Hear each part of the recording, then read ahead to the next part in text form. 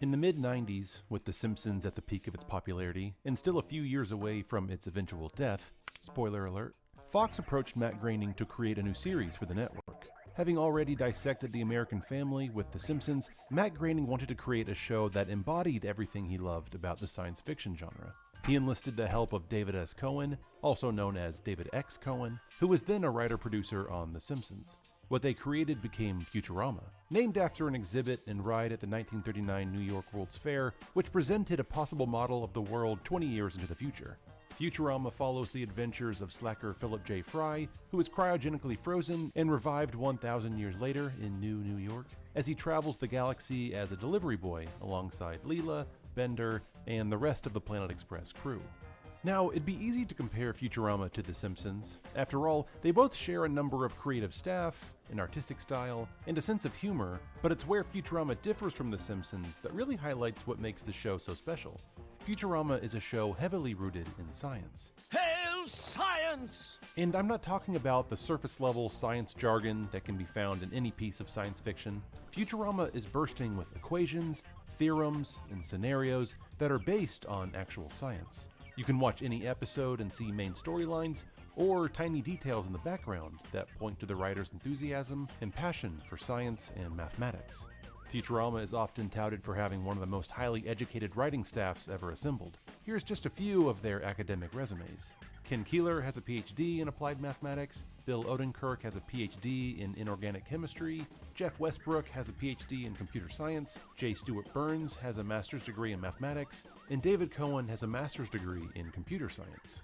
Between all the writers, they held 3 PhDs, 7 master's degrees, and cumulatively more than 50 years at Harvard University. Oh, nerds! Futurama became this perfect petri dish where comedy, science, and mathematics could work together in tandem.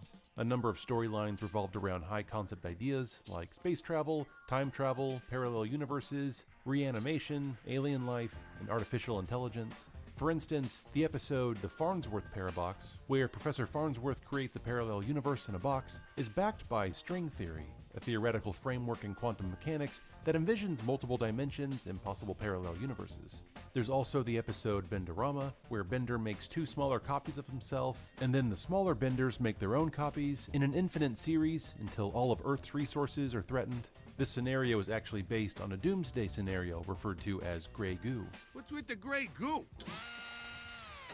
Bite my tiny metal ass! Which was first proposed by author and nanotechnology expert K. Eric Drexler in his book, Engines of Creation, The Coming Era of Nanotechnology. In the episode, Professor Farnsworth's device is called Banach-Tarski Dupla Shrinker, which comes from the Banach-Tarski paradox theorem in mathematics, which proposes that a 3-dimensional sphere, also known as a 3-ball, can be decomposed into a finite number of pieces, which can then be reassembled into 2 duplicates. But perhaps the most striking example is found in the episode The Prisoner of Benda. In the episode, Professor Farnsworth and Amy build a machine that allows them to switch minds, but they then learn that the machine cannot be used twice on the same pairing of bodies to switch back. So they must involve others into the equation in order for everyone to be able to successfully switch back. Writer Ken Keeler, who again has a PhD in applied mathematics from Harvard, devised a proof just for this episode, which can be seen on a holographic blackboard in the episode, in order to set things right and put each character back in their original body. This equation has since become known as the Futurama theorem, and the brilliantly constructed episode even earned Keeler a WGA award. Another way that Futurama differs from The Simpsons is that Futurama is more character-driven, while The Simpsons is more plot-driven. Sitcoms, or situation comedies, are often plot-driven. The week-to-week situation is what drives every episode. You have the same cast of characters dealing with some kind of situation, and by the end of the episode, everything is back to normal. The slate is usually wiped clean. In the world of The Simpsons, very little has ever changed. That's why after 30 years, Bart Simpson is still 10 years old. Now, of course, Futurama follows many of the same sitcom tropes, with a different wacky situation each episode, but what made Futurama feel more character-driven were the changes, arcs, and ongoing storylines that spanned the run of the show.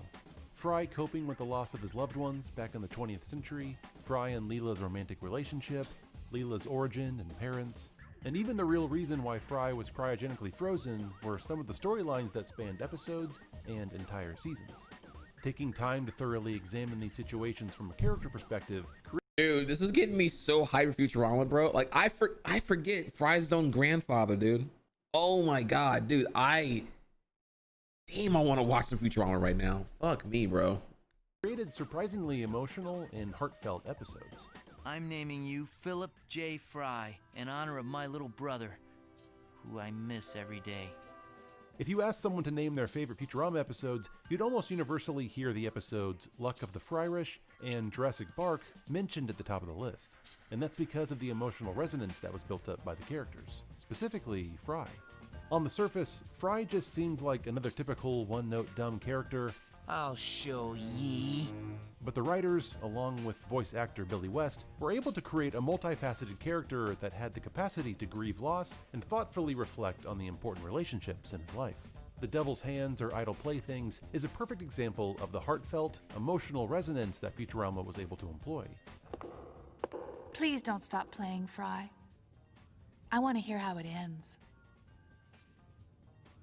It was a beautiful, though bittersweet final note for Futurama before Fox finally canceled the show due to poor ratings in August of 2003. The same year it was canceled, Cartoon Network picked up the syndication rights to Futurama and Family Guy, another show that Fox canceled. And just like Family Guy, the run on Adult Swim helped Futurama reach a new audience and gain support for a revival. Now, in the current day and age of Netflix, revivals don't seem like such a big deal. Seemingly every show has a second or third chance on a different network or a streaming platform. But back in 2003, a show being brought back from the dead after years of cancellation just didn't happen. But that's exactly what happened 5 years later when Comedy Central produced 4 straight-to-DVD movies, starting with Bender's Big Score, and then followed by The Beast with a Billion Backs, Bender's Game, and Into the Wild Green Yonder. And though these movies weren't as good as the original series run, stretching half-hour sitcom ideas to a 90-minute runtime doesn't help. It was thrilling to just see something new from Futurama.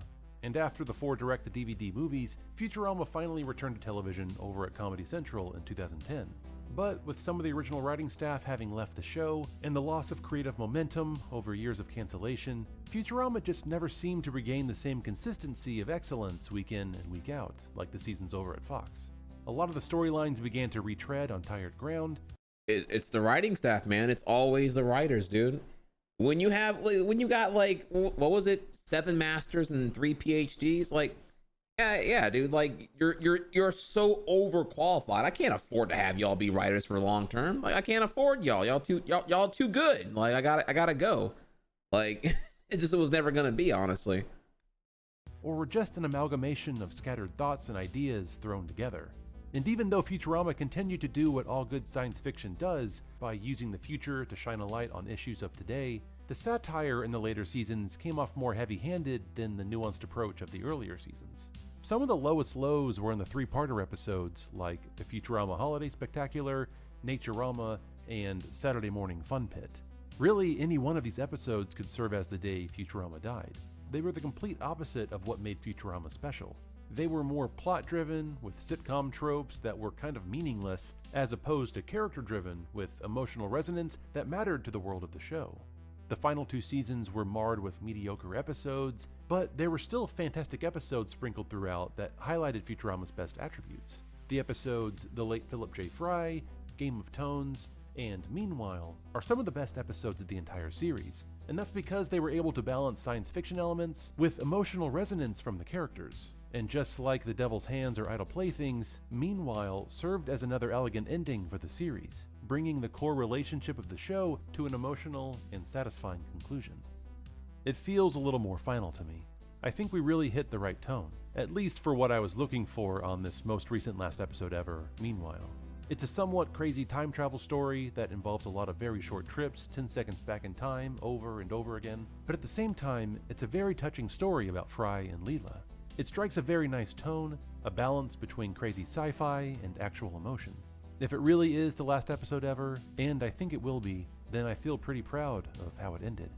The clever aspect of Futurama's finale is that, in a way, it's not a finale. It's a beginning. When Professor Farnsworth invites Fry and Leela an opportunity to go back and do it all over again, it's also an invitation for the audience to go back and watch the entire series all over again. It's cyclical, never-ending, and the perfect final episode of such a beloved, if at times flawed, series. What do you say? Want to go around again? I do. And because of that, I think that Futurama is still alive. today.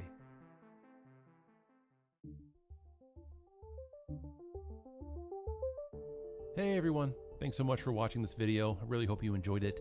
If you did, please like it and share it with a friend, and also leave me a comment below. Tell me the day that you think Futurama died. Yeah, Entertain the Elk is fantastic, y'all. All the way I'm through. want to take a second and most certainly implore y'all to check out their channel.